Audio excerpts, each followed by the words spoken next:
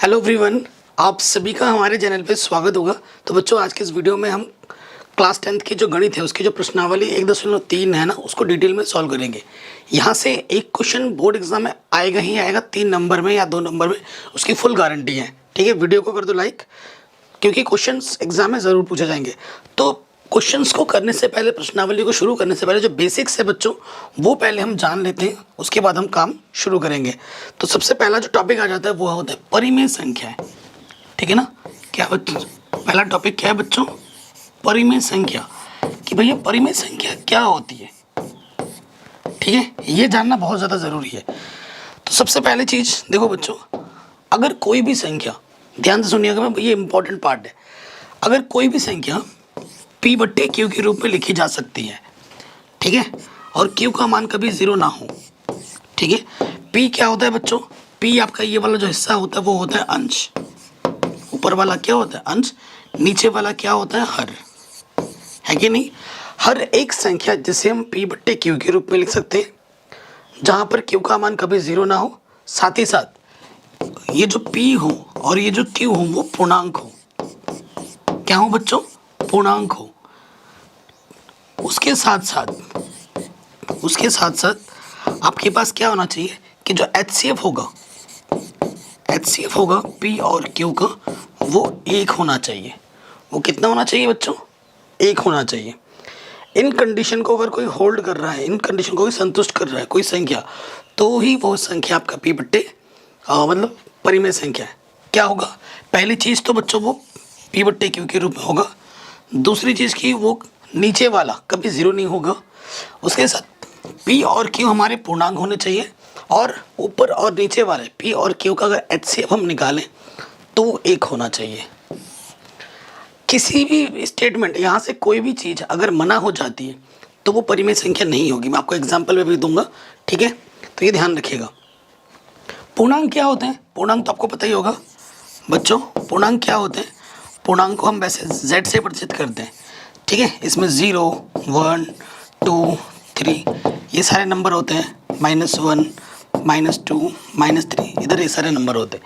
ये सारे नंबर हमारे पूर्णांक होते हैं। ठीक है, तो पूर्णांक क्या होता है ये तो पता ही होगा। अब कुछ एग्जाम्पल्स में देता हूँ।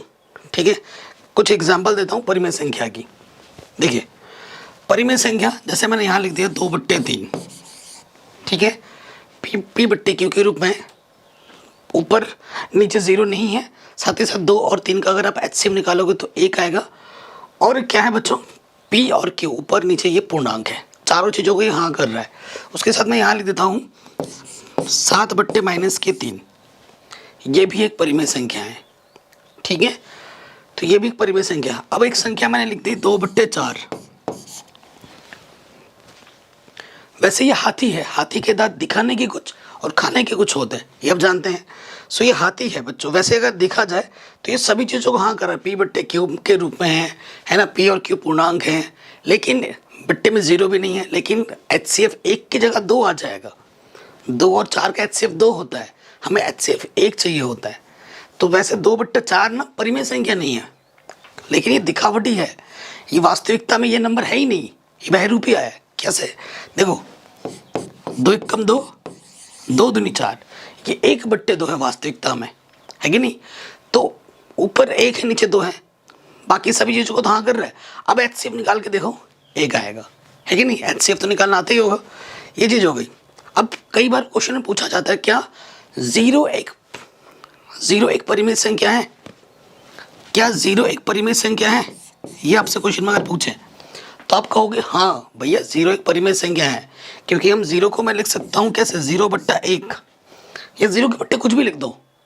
ठीक है, बट्टे में 0 नहीं है, ऊपर 0 हो सकता है, नीचे 0 नहीं होना है। नीचे तो 0 नहीं है ना। P/Q के रूप में P और Q पूर्णांक, इनका HCF भी 1 आएगा। तो सभी शर्तों को हाँ कर रहे हैं, तो 0 एक प्राकृतिक संख्या है। अब आपकी एक चीज़ नोट करके और लिखवा लीजिए। वो क्या है कि दुनिया में जितनी भी परिमेय संख्या हैं, सुनिएगा मेरी बात को, सभी परिमेय संख्या का जो व्युत्क्रम होता है वो एक परिमेय संख्या होता है। लेकिन सिर्फ एक संख्या को छोड़कर, वो क्या है? देखो, अगर हम 2/3 एक परिमेय संख्या है तो इसका अगर मैं व्युत्क्रम करूँगा व्युत्क्रम क्या हो जाएगा 3/2, ये भी एक परिमेय संख्या होगी। ठीक है, इसका व्युत्क्रम करूँगा 2/1, ये भी एक परिमेय संख्या है। यहाँ इसका जो अगर व्युत्क्रम करूँगा माइनस के साथ 3, -3 ऊपर आ जाएगा, 7 नीचे आ जाएगा, ये भी एक परिमेय संख्या है। तो अगर कोई संख्या परिमेय है, अगर उसको हम व्युत्क्रम करेंगे परिमेय ही रहेगा, सिर्फ एक संख्या को छोड़कर, और वो संख्या क्या है, वो खुद 0 है। वो क्या है, 0 है। अभी आपने देखा था कि 0/1 परिमेय संख्या है, लेकिन अगर मैं लिख दूँ 1/0, क्या ये परिमेय संख्या है? बिल्कुल नहीं। तो आप क्या, ये अपरिमेय संख्या है? अपरिमेय भी नहीं है, ये है अपरिभाषित। ये क्या है बच्चों, अपरिभाषित। अभी मैं डिटेल में और चीज़ें समझाऊंगा, टेंशन मत लो, अभी तो बेसिक्स है।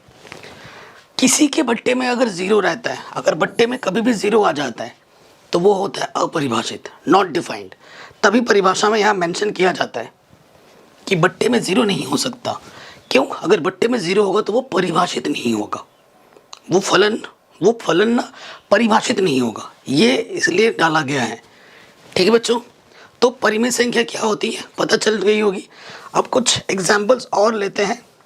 जैसे कई बच्चों को लगता होगा कि ये अपरिमेय है, बट नहीं, मैं कुछ एग्जाम्पल लेता हूँ। जैसे अगर कोई शांत कोई संख्या मैंने ले ली, जिसके मैंने यहाँ पर लिखा 2.14, तो ये संख्या कैसी है, इसका दशमलव प्रसार क्या है, शांत है। यहाँ लिख देखो, दशमलव प्रसार इसका क्या है, दशमलव प्रसार इसका क्या है बच्चों, शांत है। अगर किसी चीज़ का दशमलव प्रसार शांत होता है बच्चों, तो वो परिमेय संख्या होती है।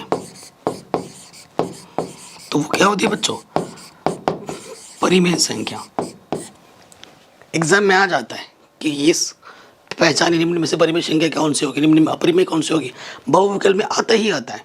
फिर मैंने यहाँ पर लिखा हूँ जैसे कि 2.4.5 3 3 3 3, है ना। इसका मतलब क्या है कि इसको हम ऐसे लिख सकते हैं 245.3 बार बार आ रहा है, 3 के ऊपर बार लगा दिया। अब ये संख्या क्या होगी ये आपको बताना है। देखो इसका दशमलव प्रसार कैसा है बच्चों, दशमलव प्रसार इसका अशांत है। देखिए क्यों आ रहा है, बार बार डॉट डॉट करके छोड़ दिया गया है, अशांत है लेकिन आवर्ती है। आवर्ती समझते हैं ना बच्चों, आवर्ती क्या है, एक पैटर्न दिख गया मुझे, ये संख्या बार बार आ रही है तो ये आवर्ती है। अगर कोई अशांत हो और आवृत्ति हो तो वो P/Q, क्योंकि उसे हम लिख सकते हैं P/Q के रूप में, कक्षा 9 में पढ़ गया हो। और इसी वजह से ये संख्या भी क्या हो जाएगी, ये संख्या भी हो जाएगी परिमेय। ये बहुविकल्प प्रश्न में बहुत ज़्यादा पूछा जाता है, इस टाइप के क्वेश्चन आता ही आता है। ठीक, अब बच्चे एक जगह कंफ्यूज बहुत ज़्यादा होते हैं। ठीक है, पाई और 22/7, ठीक है ना। देखो बच्चों आप इसे रट लीजिए, अगर संख्या लिखा हुआ है, कई बार बच्चे सोचते हैं कि पाई लिखा गया तो पाई का मतलब 22/7 है। पाई का मतलब 22/7 हमेशा नहीं होता है, ये लगभग आंकड़ा है, हर जगह ये चीज़ लागू नहीं होती है।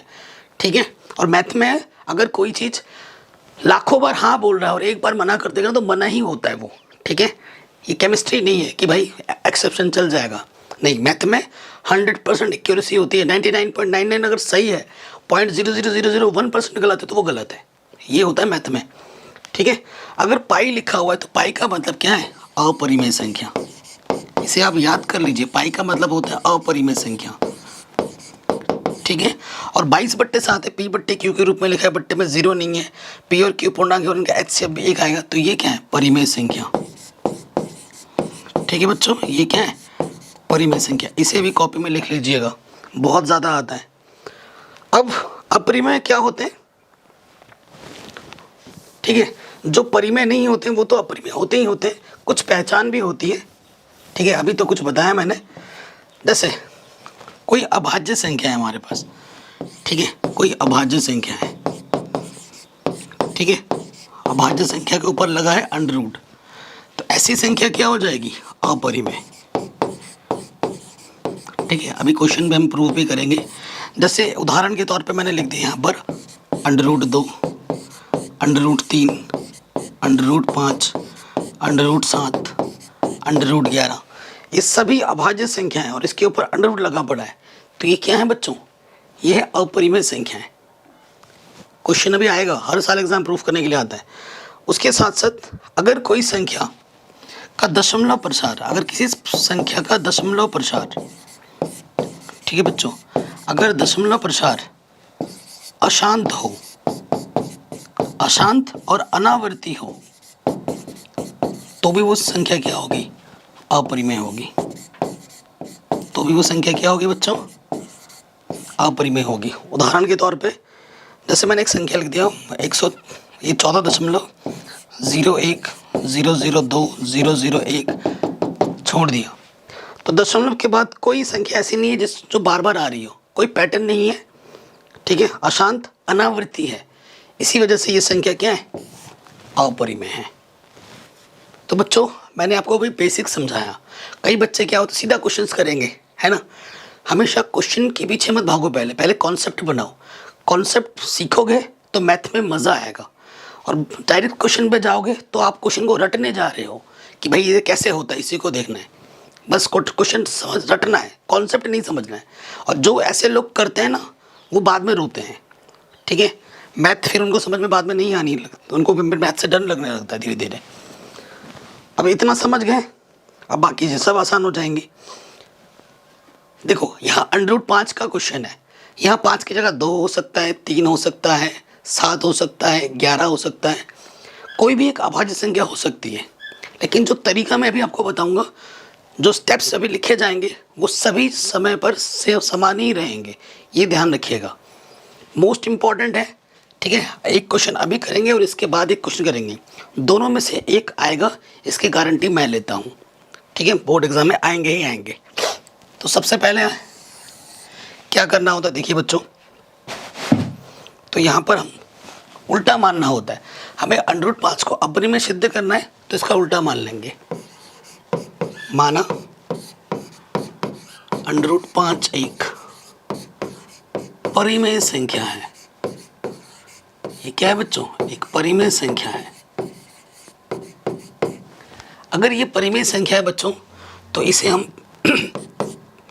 इस √5 को मैं लिख सकता हूँ P/Q के रूप में, ठीक है। P/Q के रूप में लिख सकता हूँ, जहाँ पर Q का मान 0 नहीं हो सकता, साथ ही साथ P और Q क्या होंगे? पूर्णांक होंगे। ये सब लिखना जरूरी है, नहीं लिखोगे नंबर कटेंगे। तथा HCF क्या होगा? P और Q का 1 होगा, ठीक है, कोई दिक्कत नहीं है। अब हमारा मेन मकसद क्या है कि इसे हम अपरिमेय सिद्ध करना है, और हम क्या मान ले रहे हैं? परिमेय मान ले रहे हैं। इसका मतलब अपरिमेय सिद्ध करने के लिए मुझे बस ये काम करना है कि ये जो प्रॉपर्टी है ना, इन किसी भी एक प्रॉपर्टी को ये मना कर दे, तो वो अपरिमेय हो जाएगा। यही हमारा मेन मकसद होता है, ठीक है। तो देखिए हम क्या करेंगे नेक्स्ट स्टेप में, इसके बट्टे में कुछ नहीं है तो मैंने 1 ले लिया, ठीक है। अब मैं क्या करूँगा? तिरछी गुणा, P एक कम P, और यहाँ से हो जाएगा √5Q। फिर क्या करना है? दोनों तरफ वर्ग करना है, दोनों तरफ वर्ग करने पर, ठीक है। जैसे ही हम वर्ग करेंगे तो P का वर्ग P², √5 का वर्ग करेंगे, √ हट जाता है, और Q का वर्ग क्या होगा बच्चों? Q²। समीकरण नंबर इसको 1 मान लेना, ठीक। तो देखो Q² का गुणज क्या है? 5 है, तो यहाँ लिखना होगा चूंकि P² 5 से विभाजित है, P² 5 से विभाजित है, इसलिए P भी 5 से विभाजित होगा। अब कई बच्चे बोलते हैं ये सर आप कैसे बोल दे रहे हो, P² 5 से घटेगा तो ज़रूरी थोड़ी ना है कि P भी 5 से घटेगा। भाई इस हर चीज़ का कारण होता है, रीज़न होता है। आपको दे रहे उदाहरण, जैसे 25 मैंने लिखा, 25 को मैं लिख सकता हूँ 5 का वर्ग। 25 किससे घटता है? 5 से घटता है ना। 25 का वर्गमूल क्या हो? 5, तो ये भी तो 5 से घटेगा। P² अगर 5 से घट रहा है तो P भी 5 से घटेगा, ठीक है। आ गई बात समझ में? चलिए नेक्स्ट, ठीक है, नेक्स्ट क्या करना होता है, पुनः ये स्टेप्स करने ही करने, पुनः मानना क्या, P बराबर 5 है, 5 ही लिखेंगे R, ठीक है। फिर से आपको क्या करना है, वर्क करना है, वही काम दोबारा करना है। वर्क करने पर P का वर्ग क्या हो जाएगा, P स्क्वायर, 5 का वर्ग 25, R का वर्ग R स्क्वायर, ठीक है। तो यहाँ पर हमें P स्क्वायर का मान रखना है समीकरण 1 से, ठीक है। ये जो मान आप देख रहे हैं ना, ये मान आपको उठाकर यहाँ रखना है, ठीक है। तो मान रख देंगे 5 क्यू स्क्वायर, इधर है 25 R स्क्वायर, 5 गुणा मतलब पट्टे में आ जाएगा 5×25, तो क्यू स्क्वायर किसके बराबर आ गया, 5R स्क्वायर के बराबर आ गया, ठीक है। ये मेरा समीकरण नंबर क्या हो गया, 2। तो यहाँ पे गुणज क्या आ गया, 5 आ गया। तो फिर से आपको लिखना है, चूंकि क्यू स्क्वायर 5 से विभाजित है, ठीक है ना, इसलिए क्यू भी 5 से विभाजित होगा।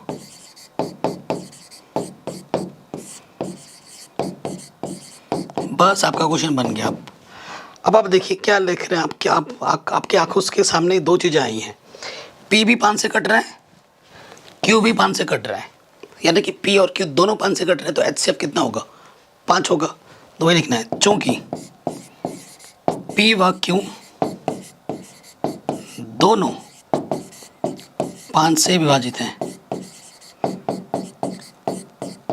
है कि नहीं, 5 से विभाजित हैं, इसलिए जो HCF होगा P और Q का वो कितना होगा, 5 होगा, जो कि 1 के बराबर कतई नहीं है, बिल्कुल भी नहीं है।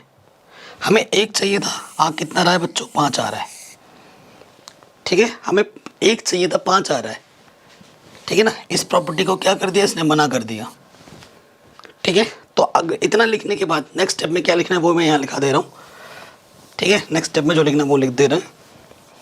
फिर आप क्या लिखोगे, चूंकि यह हमारे अवधारणा के विपरीत है, अवधारणा के विपरीत है,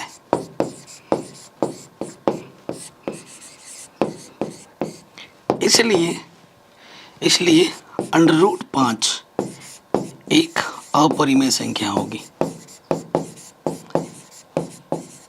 एक अपरिमेय संख्या होगी। ये स्टेप आपको इस टाइप के क्वेश्चन में ये स्टेप लिखने ही लिखने हैं, ठीक है। इसमें एक भी स्टेप कोई छोड़ नहीं सकते आप, ठीक है। ये काम आपको करना ही करना होगा, और एग्जाम में क्वेश्चन आता ही आता है, हर साल आता है, हर एक स्टेट बोर्ड में आता है, यूपी, बिहार, MP, राजस्थान, है ना, हर जगह।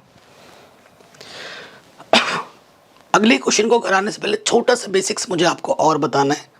बेसिक्स क्या है बच्चों, देखिए, अगर आप किसी परिमेय संख्या में परिमेय संख्या जोड़ो या घटाओ, परिमेय आएगा।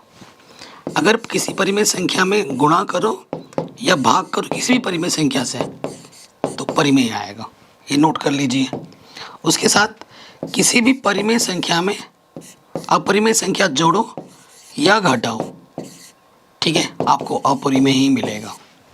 कोई भी परिमेय संख्या है उसे आप गुणा करो या भाग करो अपरिमेय संख्या से, तो आपको अपरिमेय संख्या ही मिलेगा, ठीक है। इसे आप कॉपी में नोट करके लिख लीजिए फटाक से, ठीक है। जैसे 2 + 2 4 या 2 + 3 5, परिमेय में परिमेय जोड़ो, घटाओ, गुणा करो, भाग करो, परिमेय। और परिमेय में किसी भी अपरिमेय संख्या इसका जोड़, घटाना, गुणा, भाग कर देने से वो अपरिमेय बन जाता है, ठीक है। ये आप लिख लीजिए। अगला क्वेश्चन वेरी वेरी इंपॉर्टेंट है, ठीक है। क्वेश्चन आपसे क्या बोल रहा है, सिद्ध कीजिए कि 3 + 2 √5 एक अपरिमेय संख्या है। तो वही काम दोबारा से करना है, ठीक है। क्या काम करना है, उल्टा मान लेना है। क्या करेंगे, माना 3 + 2 √5 एक परिमेय संख्या है। अभी जो क्वेश्चन किया था ना, उससे ये आसान है, बस जैसे जैसे मैं करा रहा हूँ वैसे करना है। उसके बाद आपको क्या करना है, अगर ये परिमेय संख्या है ये संख्या, तो इसे हम p बट्टे q के रूप में लिख सकते हैं। बिल्कुल, इसे हम p बट्टे q के रूप में लिख सकते हैं। जहाँ पर q का मान 0 नहीं होगा वह p और q क्या होंगे, पूर्णांक होंगे,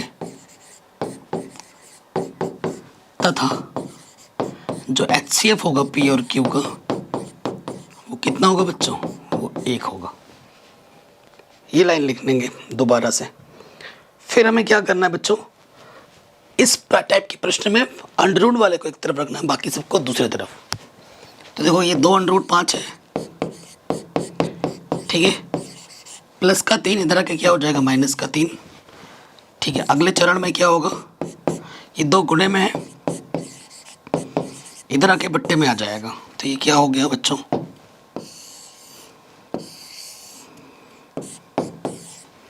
ठीक है। अभी मैंने आपको एक चीज़ बताई थी कि परिमेय घटाएंगे तो परिमेय, 2 परिमेय है, परिमेय को परिमेय से भाग देंगे तो परिमेय। तो ये वाला जो आप संख्या देख पा रहे हैं, ठीक है ना, ये जो संख्या है आपकी आंखों के सामने, ये एक परिमेय संख्या है। और अभी आपने प्रूफ किया कि अंडर रूट 5 क्या होती है, अपरिमेय। क्या परिमेय और अपरिमेय आपस में बराबर हो सकते हैं? बिल्कुल नहीं। एक मियान में 2 तलवार कभी नहीं रह सकती है ना, ये बोला गया है। तो वही चीज़ हम यहाँ लिखेंगे, क्या लिखेंगे, चूंकि p बट्टा q माइनस के 3 बट्टे में 2 एक परिमेय संख्या है, एक परिमेय संख्या है, तथा हम जानते हैं कि अंडर रूट 5 एक अपरिमेय संख्या है, ठीक है। इसलिए, ठीक है, आगे के चरण में क्या लिखेंगे, इसलिए अंडर रूट 5 और ये जो चीज़ है वो आपस में कभी भी बराबर नहीं हो सकती, ठीक है, ये कभी भी आपस में बराबर नहीं हो सकती। अतः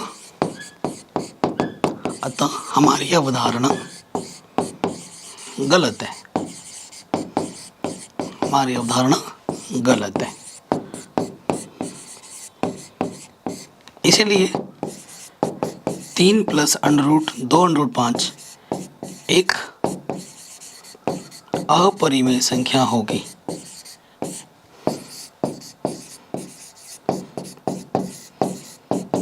ठीक है, अब क्वेश्चन में थोड़ा सा ध्यान दीजिए। 3 एक परिमेय संख्या है, अंडर रूट 5 एक अपरिमेय संख्या है। परिमेय में अपरिमेय गुणा करेंगे अपरिमेय हो जाएगा, और परिमेय प्लस अपरिमेय क्या होता है बच्चों, अपरिमेय, और वही सिद्ध करना था, अपरिमेय। ठीक है, तो ये क्वेश्चन आपका आराम से बन गया। अब आते हैं अगले प्रश्न में। इस प्रश्न को कई लोगों ने दूसरे तरीकों से किया है, लेकिन मैं सबसे आसान विधि बताऊंगा आप लोगों को। जो कॉन्सेप्ट मैंने आपको समझाया था कि हर एक परिमेय संख्या का व्युत्क्रम परिमेय संख्या होती है, ये आप जानते हैं, सिर्फ 0 को छोड़कर। तो देखिए कॉन्सेप्ट क्या बनेगा, कैसे करेंगे सॉल्व। तो हम लिखेंगे माना 1/√2 एक परिमेय संख्या है। जैसा अभी तक हम कर रहे हैं, उल्टा मान लेते हैं। अगर ये परिमेय संख्या है बच्चों 1/√2, तो इसे हम p/q के रूप में लिख सकते हैं। जहाँ पर q का मान 0 नहीं है वह p और q क्या है बच्चों, पूर्णांक है। ठीक है, वह जो HCF है p और q का वो कितना है बच्चों, 1। ये लिखना है। ठीक है, लॉजिक क्या बताया है मैंने, अब मैं पलट दूंगा। पलटने पर तो यहाँ से हो जाएगा √2/1 और यहाँ से हो जाएगा q/p। मैंने आपको बताया था परिमेय संख्या का व्युत्क्रम क्या होता है, परिमेय संख्या। तो इधर क्या आ गया बच्चों, √2 और इधर है q/p। ठीक है, एकदम आसान मेथड में। परिमेय संख्या था p/q, उसका व्युत्क्रम परिमेय होगा। और 2 क्या है, अभाज्य संख्या। अभाज्य संख्या के ऊपर अंडर रूट होता है तो क्या होता है, अपरिमेय। ये परिमेय है और ये अपरिमेय है। परिमेय अपरिमेय कभी बराबर नहीं हो सकते, तो वही आपको यहाँ पर लिख देना है। ठीक है, लैंग्वेज लिखनी है, फिर से आपको लिखेंगे चूंकि Q बट्टा P एक परिमेय संख्या है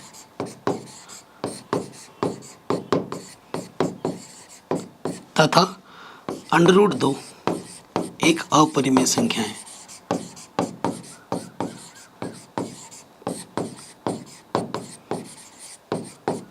ठीक है, इसलिए समीकरण 1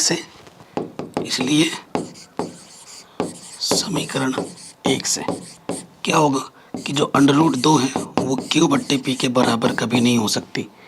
ये आप यहाँ पे लिख देंगे। ठीक है,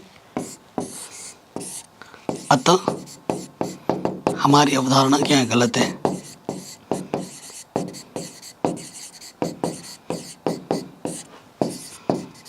ठीक है, हमारी अवधारणा क्या है बच्चों, गलत है। इसलिए असली 1/√2 एक अपरिमेय संख्या है। ठीक है, ये आप लिख देंगे। कोई दिक्कत, कोई परेशानी यहाँ तक आपको नहीं होगी। तो आशा करता हूँ बच्चों ये प्रश्न भी आपको समझ में आ गया होगा। अब बढ़ते हैं अगले प्रश्न में। ठीक है, बहुत आसान है, क्वेश्चन का लॉजिक आपको समझ में ही आ गया होगा। अगला प्रश्न है 7√5, इसको अपरिमेय सिद्ध करना है, तो वही चीज़ें लिखनी पड़ेंगी दोबारा से। माना 7√5 एक परिमेय संख्या है। अपरिमेय सिद्ध करनी है तो उल्टा मान लिया, परिमेय संख्या है। ठीक है बच्चों, अगर ये परिमेय संख्या है तो इसे हम लिख सकते हैं P बट्टे Q के रूप में। ठीक है, जहाँ पर Q का मान कभी 0 नहीं हो सकता और P और Q क्या होंगे, पूर्णांक होंगे, तथा जो HCF होता है बच्चों P और Q का वो 1 होता है। लॉजिक √, को एक तरफ रखो, बाकी सबको दूसरी तरफ। तो देखो बच्चों, ये √5 है, ये 7 गुणे में है, इधर आके बट्टे में आ जाएगा, बट्टे में आ गया, तो इसको मैं एक ऐसे लिख सकता हूँ। ठीक है, किसी भी संख्या को 1 से गुणा करो वही रहता है, तो इसको मैंने ऐसे लिख दिया। ठीक है, थोड़ा और सरल करके लिख देता हूँ, √5 ऊपर से P नीचे से 7Q। ठीक, समीकरण नंबर 1, वही लॉजिक, वही चीज़ आपको फिर से लिखनी पड़ेगी। P बट्टे Q एक परिमेय संख्या है, 1/7 एक परिमेय संख्या है। परिमेय संख्या को परिमेय संख्या से गुणा करेंगे तो क्या आएगा, परिमेय। √5 क्या होता है, अपरिमेय, आपने सिद्ध भी किया है, तो वही लिखना है। चूंकि P बट्टे 7Q एक परिमेय संख्या है,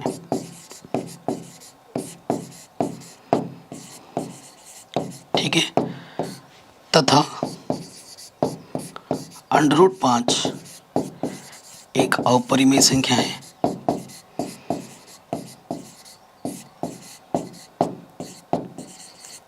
ठीक है, अपरिमेय संख्या है, इसलिए क्या है, इसलिए समीकरण 1 से। ठीक है, ये जो चीज़ है वो कभी बराबर नहीं हो सकती। √5 कभी बराबर नहीं होगा P बट्टे 7Q के। ठीक है, नेक्स्ट स्टेप में क्या लिख दोगे, अतः हमारी अवधारणा गलत है। अतः हमारी अवधारणा गलत है,